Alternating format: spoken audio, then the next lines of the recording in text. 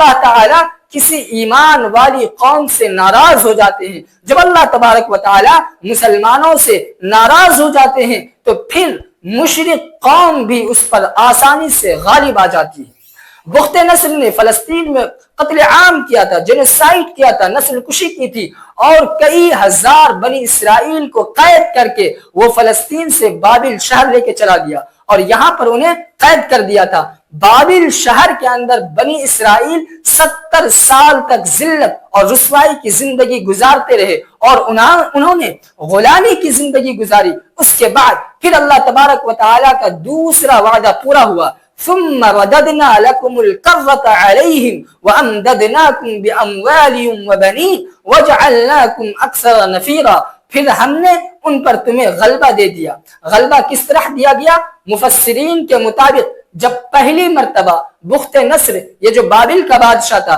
اس نے حملہ کیا تو بنی اسرائیل کو شکست ہو گئی تھی، وہ 70 سال تک بابل شہر کے اندر غلامی اور ذلت و رسوائی کی زندگی گزارتے رہے۔ پھر اللہ تبارک و تعالیٰ کو بنی اسرائیل پر رحم آ گیا۔ اس وقت فارس ایران کے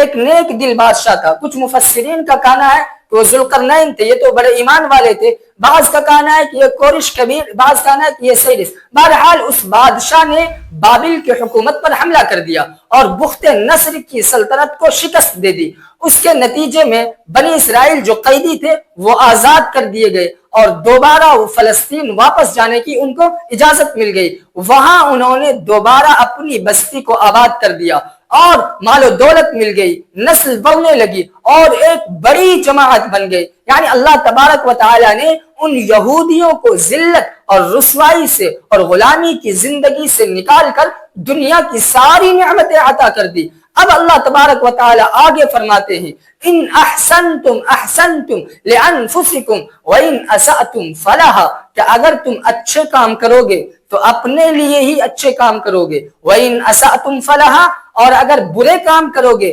تو بھی اپنے ہی لیے کرو گے، یعنی اس کا وبال بھی تمہیں پر لوٹنے والا ہے۔ یہ اللہ تبارک و تعالیٰ نے بنی اسرائیل کو سمجھایا۔ فَإِذَا جَاءَ وَعْدُ الْآخِرَةِ، پھر دوسری مرتبہ یعنی فلسطین آنے کے بعد جب دوسری مرتبہ انہوں نے سرکشی کی، جب دوسری مرتبہ ان کی سرکشی کا وقت آیا تو اللہ تبارک و تعالیٰ نے پھر سے اپنے بندوں کو بھیجا، لِيَسُوءُ وُجُوهَكُمْ، تاکہ وہ تمہارے چہروں کو بگاڑ دیں، وَلِيَدْخُلُ الْمَسْجِدَ كَمَا دَخَلُوهُ أَوَّلَ مَرَّةٍ، اور وہ مسجد میں داخل ہو جائیں، یعنی مسجد اقصی میں جیسا کہ پہلی مرتبہ داخل ہوئے تھے۔ تو یہ بھی اللہ کی سزا کی ایک شکل یہ بھی ہے کہ جو چیزیں مقدس ہوتی ہیں، جو چیزیں شعائر اللہ ہوتی ہیں، وہ بھی دشمنوں کے ہاتھوں پامال ہو جاتی ہیں، ان کی توہین کی جاتی ہے، ان کی عزت اور ان کی حرمت کو پامال کر دیا جاتا ہے۔ وَلِيَدْخُلُ الْمَسْجِدَ كَمَا دَخَلُوهُ أَوَّلَ مَرَّةٍ،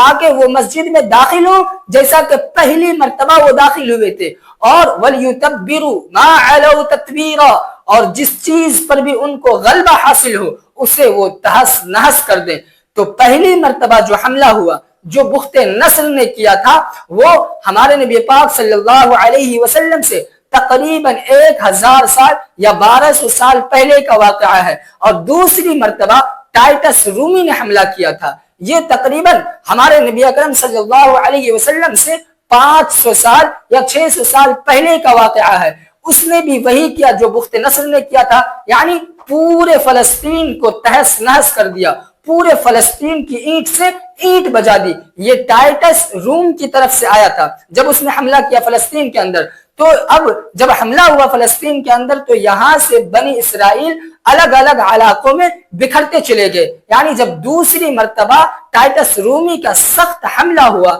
تو کچھ یہودی خیبر کے اندر جا کر بس گئے اور کچھ مدینہ منورہ کے اندر جا کر بس گئے۔ تو مدینہ منورہ کے اندر جو یہودی تھے یا خیبر کے اندر جو یہودی تھے وہ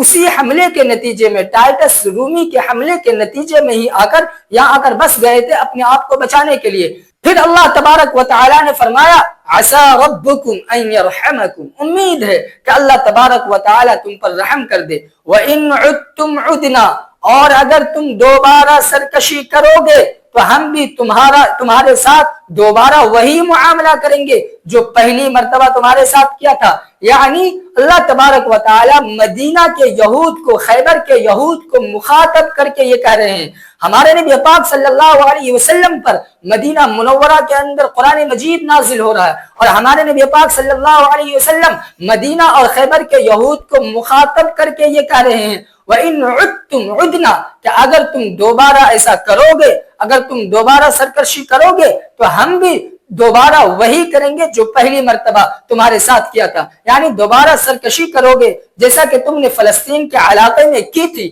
ویسے ہی اگر یہاں بھی سرکشی کرو گے تو تمہارے ساتھ بھی وہی معاملہ ہوگا۔ چنانچہ انہوں نے یہاں آ کر بھی سرکشی کرنا شروع کر دیا۔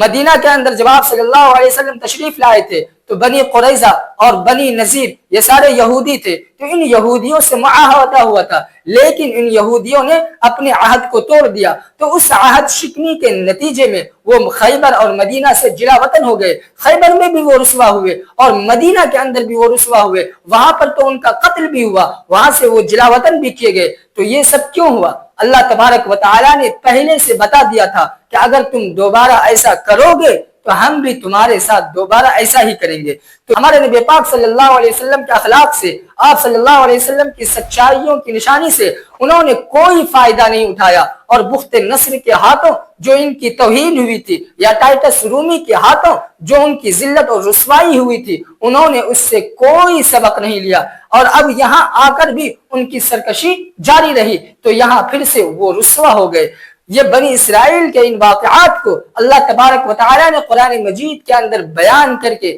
ہمیں یہ سبق دیا ہے کہ اگر ہم بھی اللہ کے راستے سے ہٹیں گے، دین سے ہٹیں گے، تو اللہ تبارک و تعالیٰ دوسری قوموں کو ہم پر مسلط کر دیں گے، ظالم حکمراں کو ہمارے اوپر مسلط کر دیں گے۔ یہ تو قرآن مجید کے اندر اللہ تبارک و تعالیٰ نے واضح الفاظ میں سورہ محمد کے اندر بیان فرمایا ہے، وَإِن تَتَوَلَّوْا يَسْتَبْدِلْ قَوْمًا غَيْرَكُمْ، کہ اگر تم نافرمانی کرو گے، اگر تم اللہ کے احکام کو نہیں مانو گے، تو اللہ تبارک و تعالیٰ تمہاری جگہ کسی اور قوم کو لے آئیں گے، ثُمَّ لَا يَكُونُوا أَمْثَالَكُمْ، پھر وہ تمہاری طرح کے نہ ہوں گے۔ اللہ تبارک و تعالیٰ ہم سب کو اپنے حفظ و امان میں رکھے، اور ہم کو صراط مستقیم پر چلنے کی توفیق مرحمت فرمائے، اور فلسطینی مسلمانوں کی مدد فرمائے، آمین۔ وما علینا الا البلاغ۔